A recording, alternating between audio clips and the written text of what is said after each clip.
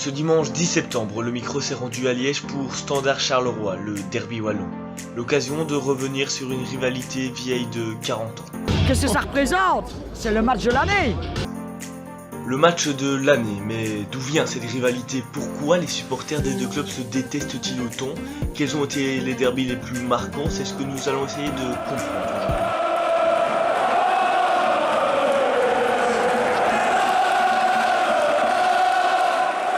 Standard Charleroi, ou l'histoire de deux clubs qui se disputent le titre de premier club wallon. Dans cette vidéo, nous allons parcourir l'histoire à travers 5 dates qui ont marqué cette rivalité. Quel est à l'heure actuelle le plus grand club wallon? C'est le Standard évidemment. Le Standard est le premier club wallon.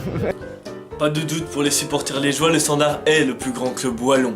C'est vrai que si on jette un œil au palmarès des deux clubs, il n'y a pas photo.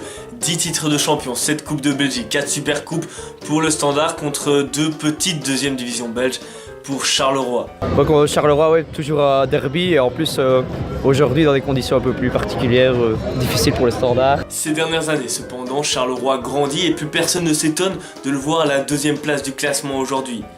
Une deuxième place qui nous rappelle la saison 1968-1969 lorsque le Standard et Charleroi avaient lutté jusqu'au bout pour le titre de champion de Belgique. C'est finalement le Standard qui s'était imposé, mais cette saison reste historique pour Charleroi. Il s'agit en effet de meilleur classement de son histoire. 2 ans plus tard, en 1971, Charleroi lutte pour le maintien et doit compter sur une victoire du Standard contre l'Antwerp pour rester en D1.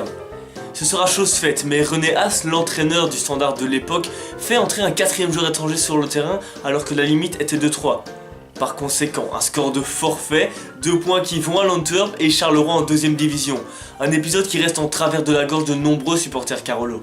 Une autre date marquante de cette rivalité est la finale de la Coupe de Belgique 1993 opposant le Standard de Liège au Sporting de Charleroi.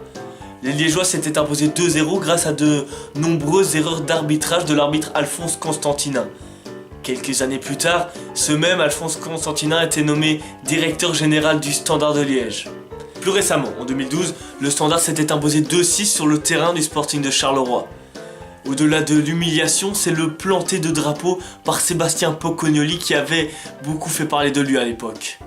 Et puis l'année passée, tout le monde se souviendra de ce match qui a dû être interrompu à cause du comportement des supporters des deux équipes. C'est déplorable d'un côté comme de l'autre. Monsieur Gumieni est affirmatif et le geste est clair.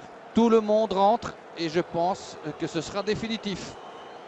Au final, après de multiples rebondissements, aucun point n'a été accordé ni à l'une équipe ni à l'autre. Le dernier ici à Charleroi qu'on a été joué avec l'arrêt est terriblement dramatique pour le sport. Chacun à sa place, on vient voir un match de foot, on n'ose même plus venir avec un gosse. Le plus choquant, c'était l'année passée quand même. Hein. C'est vrai que entre le derby de Standard Charleroi, ça a toujours été chaud, très chaud. Mais l'année passée, c'était le 1-3 à Charleroi. Excusez-moi, mais c'est Charleroi qui a arrêté le match, c'est pas nous. Hein.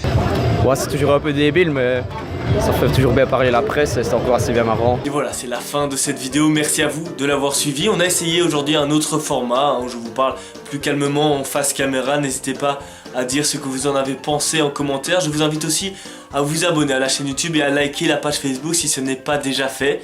Je vous dis à bientôt pour de nouvelles vidéos.